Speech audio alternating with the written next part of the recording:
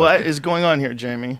These aren't real people. What? Yeah, so these pictures are going around the internet. A lot of them look very similar to me, which is kind of weird. I'm sure Lex can explain that part of it, but I'm not explaining any of this. No. Yeah. yeah. So like these are completely 3D, like people. CGI made Yeah. people. Not 3D. not It's 3D. 2D. So like very photorealistic, if not photorealistic. But like when you look real close, you can see some weird things going on. Like the background here is a little messed up. This arm is not to the right person. She's sitting on an extra piece of skin here somehow. I see you've analyzed this carefully. Well, me and my friends have been passing this around because like No. it's too tricky. Listen, you're incorrect. That arm's in the perfect purpose. It's just there's a string from that other girl's bikini on it. The analysis continues. I'm just saying. So Is that what it is? I don't Enhance, think can you so. zoom in? Just, Is that a string? No, I think you're right. I think it's a fold. Zoom in on that spot. For people just listening, Oh, we're- yeah. Okay. Yeah, we're- it's nonsense. We're looking at The hand goes the wrong way. Oh, that's wild. There's already apparently Onlyfans accounts that are being taken over and being tricked by guys running them. Of course. And it's just these kind of fake girls that aren't real people and look What? real. These are all fake? Yeah. Like look at even that's not a real door kind of to begin with. Wow. The hands or the fingers here are a little off. That's insane. And so this is right now just still images, and eventually it'll be film. Eventually it'll be unrecognizable. You won't be able to discern whether or not Well, it's an actual person. I mean, in terms of, obviously, much of human civilization is driven by sex. I mean, there was a time we didn't have easily accessible porn, Right. and that changed a lot. I mean, Yeah. I don't think we've actually quite caught up to how much it's changed the nature of human civilization. Just porn, easily accessible porn. Yeah, I talk about it on stage right now. It's very weird. It's very weird for kids. If you really think about what's happening with kids, like any kid that has a smartphone, people just leave you give your kid a phone, just leave them alone. Like they just go to school, they go to their friend's house. They have that phone independently of you. They could look at whatever the fuck they want. Some of this shit that I see just on Instagram, I don't know how these guys are doing it. And I don't know how it's getting recommended in my feed, but it's like videos of people getting murdered. You know, see a lot of those? Simulated porn.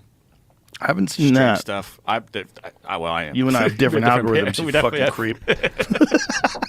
But then someone gets taken down for something that's like they call it porn and it's not porn or something. Like, well, do you guys not see what else is on this I mean, platform? I think, right, that what's going on is that they're managing at scale.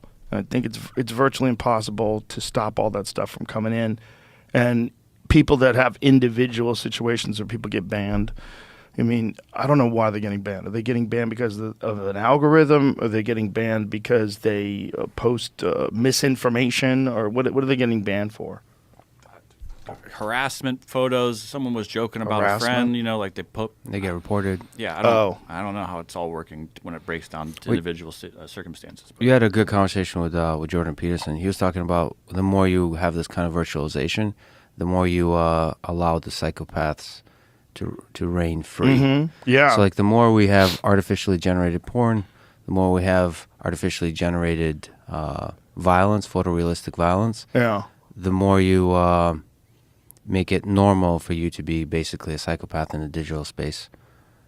Enable that and make that okay, and then you forget what it's like to actually be a good human being. And then also part of the problem may be that we may very well be looking at a world, whether it's 10 years from now, 20 years from now, whatever it is, where these children that have grown up in this environment now have a completely different way of looking at people and the world because of all these interactions they have.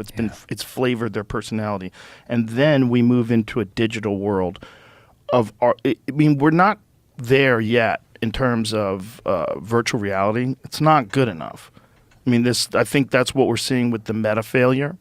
People were expecting, a lot of people were just going to dive in and start wearing goggles all over the house. But it's not quite there yet. Yeah. There's also something weird for people. There's something really weird about wearing these head goggles and walk. It's really fun. I really enjoy the boxing games. You ever done any of them? No, in VR, no. They're great. You get a workout. You legitimately get a workout because you're actually sparring against like a computer character. It's throwing punches at you. You're moving your head.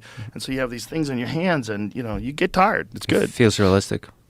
A little bit. You know, when you get hit with a punch, your face lights up. You get a flash of light, which is kind of cool because you're like, oh, Jesus. You feel it like you're getting hit. There's some really fun games. There's one where you walk a plank across these two buildings and you hear the wind whistle and shit. Oh, that one is terrifying. There's zombie ones. There's a lot of cool ones, but people are just not buying into it the way they buy into Xbox and PlayStation. They're not like wholesale committed to this yet, but they will be.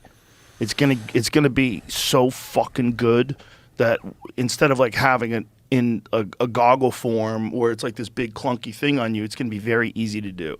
Well, When they get to that, woo. I've been revisiting some classic books recently, just doing a reading list, and one of them that captures this extremely well that I recommend, that I think most people read in like middle school or something, but it's actually very relevant, is Brave New World. So a lot of people, including Jordan Peterson, worry about 1984, sort of a dystopia that represents a totalitarian state.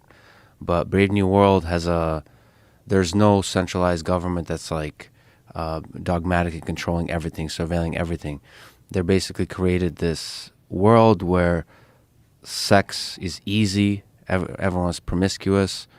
Genetic engineering removes any kind of diversity, any kind of interesting, dark, bad diversity that we would think of, like the Hunter S. Thompsons and the Bukowskis, the weirdos of society. And then he gives you drugs, soma, it basically gives you pleasure whenever you want if you start feeling a little too shitty about your life. And that's actually Closer to us. And it doesn't seem, the way he writes about it, it sounds bad. Like, we don't want that.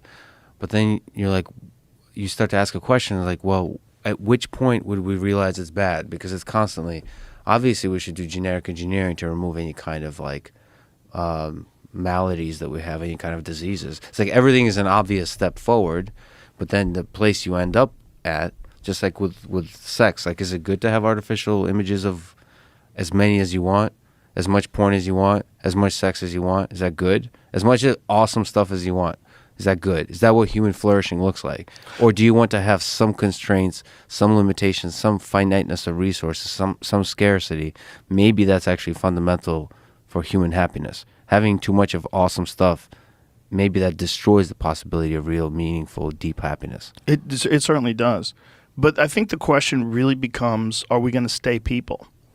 Because I don't think we are. I think we're moving in that general direction anyway. I think that probably is why we have this, it's almost inevitable if you have this addiction to cell phone issue, because everybody has that. If you have a cell phone and you're on your social media apps during the day and you're on YouTube, you're probably addicted, whether you realize it or not. And the number of hours that you put on those things is shocking. When you actually look at your screen time, you're like, 6 hours? I was on my phone for 6 hours?